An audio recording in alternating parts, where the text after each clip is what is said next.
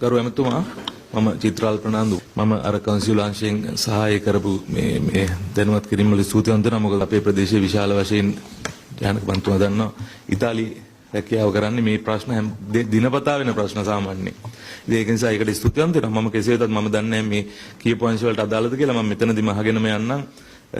අපේ රියදුරු බලපත්‍රයේ ප්‍රශ්නය සම්බන්ධයෙන් ගරු ඇමතුමා ඒක දැන් අවුරුදු 2-3ක් තිස්සේ මේ ප්‍රශ්නේ තියෙන අපි පාර්ලිමේන්තුවේත් කතා කරා ඔබතුමත් ප්‍රකාශයක් කරා ඒක බොහෝ විට දැන් හරියයි කියලා.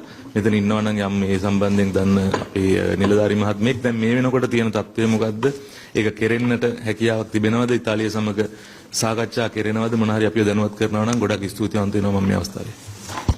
Italy driving license එක දැන් අන්තිම ස්ටේජ් එක අපි ෆයිනල් ඩ්‍රාෆ්ට් එක අපි යවලා තියෙනවා. දැනට තියෙන්නේ pending එක Italian side. ඒක delay වෙච්ච reason එක තිබුණේ අපේ Department of Motor Traffic they have introduced a new model G model so that before that they finalize and they send us to review the check the final version. So that time only we noticed that Department of Motor Traffic they introduced the last one G digit so that after that our mission coordinated with the Italy Ministry of Transport then they conveyed it is in the final stage. So now we are waiting for the response from the Italian side.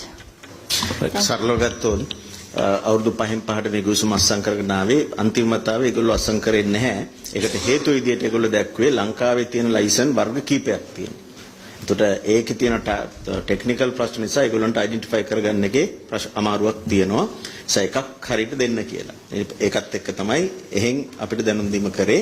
ඒතර RME එකෙන් තමයි licence issue කරන්නේ. ඒතර ඒ ඔක්කොම අවශ්‍ය කරන දත්ත අපි දැනට දීලා තියෙනවා. ඒතර දැන් මේ පැත්තේ තමයි ඩිලේ එක තියෙන්නේ. ඉතාලිය ආණ්ඩුව පැත්තෙන් මේක ඉක්මන් කරගන්න අපේ පැත්තෙන් පුෂ් කරනවා දිගටම මේක ගන්න.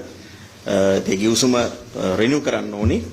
ඒගොල්ලෝ මේක ඇක්සෙප්ට් කරා වැඩි කන්න යන්න පුළුවන්. මෙතන තමයි ධනාත්මක තැනක තියෙන්නේ. දැනට ධනාත්මක තැනක තියෙනවා. හරි ස්තුතියි.